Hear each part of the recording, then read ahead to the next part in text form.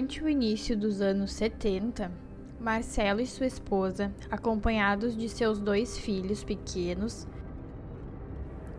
chegaram à cidade de Chapadão do Céu, localizada no oeste do estado de Goiás. Marcelo estava em busca de trabalho e logo após a chegada alugou uma pequena casa. Após alguns dias, conseguiu um emprego em uma fazenda produtora de algodão. Para chegar ao trabalho, Marcelo precisava atravessar uma pequena ponte de madeira que se encontrava sobre o trecho do rio Aiporé. Alguns dos empregados que também utilizavam aquela ponte de madeira comentavam sobre uma tragédia que amedrontava as pessoas que precisavam atravessar aquele trecho do rio. Segundo relatos, um homem que trabalhou na construção da ponte estava preocupado em concluir o trabalho em uma tarde de chuva intensa na cidade. Enquanto a chuva começou a cair, outros trabalhadores que estavam ajudando com a construção da ponte procuraram rapidamente abrigo, enquanto o chefe permaneceu no meio do mato usando seu machado para cortar uma árvore que seria usada para o corrimão da ponte. Infelizmente, um raio caiu no meio da mata e atingiu fatalmente o lenhador. Após 3 horas de chuva, os demais trabalhadores saíram do abrigo e foram procurar o patrão, descobrindo o que havia acontecido quando chegaram ao local do acidente. Algum tempo após o trágico acidente, as pessoas passaram a ter medo de atravessar aquela ponte durante a noite, pois havia relatos de que algumas delas avistaram um vulto de um lenhador segurando um machado, caminhando sobre a ponte de madeira. Certa vez, um morador daquela região afirmou ter sido perseguido pelo suposto lenhador enquanto caminhava próximo à ponte e à mata onde o homem teria sido atingido pelo raio. Ele contou que precisou correr bastante para não ser alcançado pelo lenhador, que parecia querer proteger a ponte e evitar que as pessoas a atravessassem. No entanto, Marcelo nunca acreditou nas histórias de assombração e não levava a sério qualquer coisa que fosse dita sobre o assunto. Durante os 2 anos em que trabalhou na produção de algodão, Marcelo e outros funcionários utilizavam aquela pequena ponte de madeira como passagem diária, pois era o caminho mais curto entre as suas casas e a fazenda onde trabalhavam. Entre 5 a 7 pessoas passavam pelo local diariamente, mas durante esse período ninguém viu nenhum fantasma ou vulto, o que levou muitos a acreditarem que as histórias eram falsas e inventadas pelas pessoas que insistiam em falar sobre a aparição do suposto lenhador. Na década de 70, Chapadão do Céu possuía uma grande oferta de trabalho na área da agropecuária, o que fez com que a cidade crescesse rapidamente com a chegada de trabalhadores de outras regiões.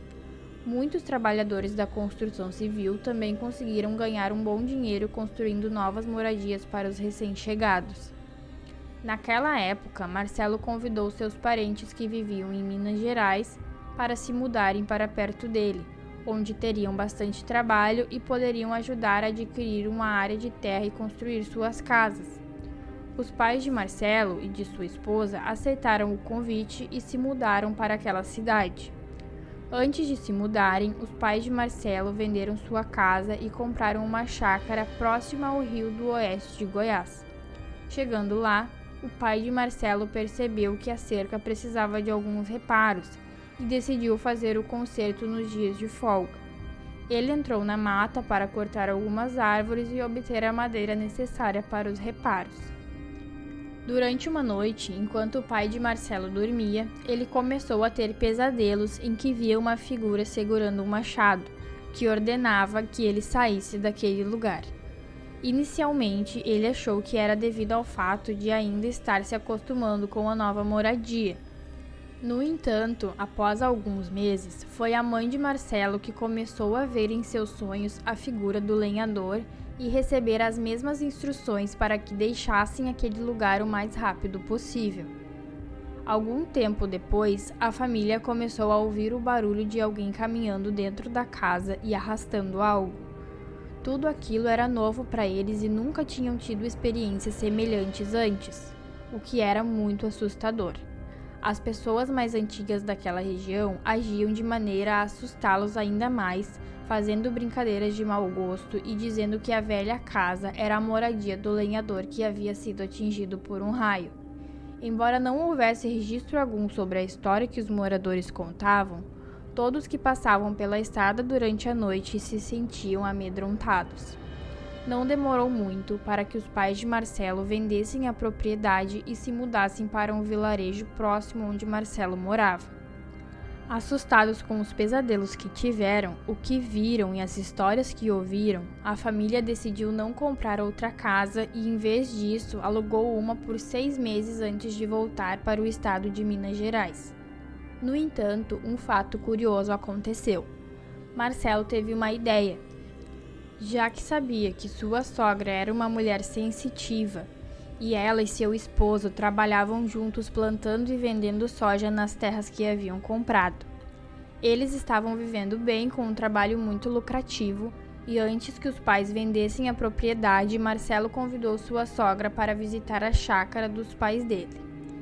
Ele queria que seus pais continuassem morando perto dele na mesma cidade. A sogra dele foi até a chácara durante a noite e fez procedimentos para detectar alguma presença espiritual na casa, incentivada pela possibilidade de haver alguma coisa. Se houvesse, ela afirmava que conseguiria vê-la. Marcelo não acreditava na presença espiritual, mas queria acalmar os ânimos de seus pais. Então ele pediu a ajuda da sua sogra. No entanto, a sogra acabou piorando a situação ao dizer que sentia a presença de algo maligno nos arredores e dentro da casa. Ela aconselhou a venda da propriedade, afirmando que o espírito do mal não gostava da presença deles. Embora Marcelo não acreditasse nas palavras da sogra, ele nunca conversou com ela sobre o assunto para não magoar a esposa. No final, o sogro de Marcelo comprou a propriedade por um preço bem abaixo do valor real. Os sogros de Marcelo reformaram a casa da chácara que pertencia aos pais dele e cederam para seu cunhado morar com sua esposa. Surpreendentemente, o casal nunca relatou nenhum evento estranho na casa e viveu naquela propriedade por muitos anos. Certa vez, o dono da fazenda estava muito animado com a colheita e Marcelo recorda que eles trabalharam incansavelmente durante todo o dia na colheita, armazenando e carregando, fazendo horas extras. Depois, o patrão pediu para o motorista levá-los para casa. Em uma noite, Marcelo decidiu ficar mais tarde para adiantar o trabalho que precisava ser feito, a fim de aliviar a carga no dia seguinte. Como resultado, ele não usou o transporte fornecido pela fazenda. Naquela noite, Marcelo deixou o trabalho às 10 horas e seguiu sozinho pelo caminho em direção à sua casa, que ficava a cerca de 2 quilômetros de distância. Para percorrer essa distância, seria necessário caminhar entre 40 e 50 minutos a passos rápidos. No entanto, Marcelo estava cansado e sonolento, então seguia o caminho lentamente enquanto ouvia uma história de assombração que estava sendo narrada ao vivo por um convidado em seu rádio portátil. Embora não acreditasse nos eventos que eram mencionados, o trabalhador cansado achou a narrativa interessante e se envolveu com a forma como o programa foi conduzido. Marcelo se aproximava de uma pequena ponte de madeira cercada por árvores em ambos os lados da estrada e na margem do rio. Devido a um matagal presente, o trecho estava mais escuro. Enquanto ouvia o rádio, ele percebeu ruídos de portas se fechando, mas não percebeu que o outro som se misturava à trilha sonora do programa. O som era de batidas, como se alguém estivesse derrubando árvores com um objeto que lembrava o som de um machado. Marcelo só voltou sua atenção para a situação real quando ouviu um barulho como de uma árvore caindo à sua frente.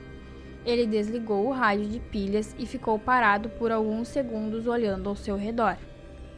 Marcelo considerou continuar caminhando, mas decidiu que seria melhor analisar a situação antes de prosseguir. Ele ouviu o barulho de outra árvore caindo na mata, mas percebeu que apenas o som da queda chegava aos seus ouvidos. Ele chegou a pensar que havia alguém cortando árvores naquela hora da noite, mas questionou por que estaria ali e onde estavam as outras árvores que ouviu caindo. De repente, um vulto de um homem apareceu sobre a ponte segurando algo que lembrava um machado.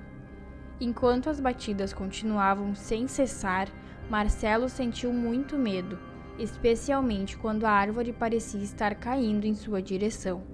Então ele decidiu voltar pelo caminho, mesmo que isso significasse mudar seu percurso para ficar mais longe daquilo. Algumas horas depois, quando Marcelo chegou em casa, relatou o incidente para sua esposa, que estava preocupada e ansiosa por notícias. Desde então, Marcelo evitava passar sozinho naquela ponte de madeira durante a noite, e quando era necessário, ele sempre pedia para alguém acompanhá-lo.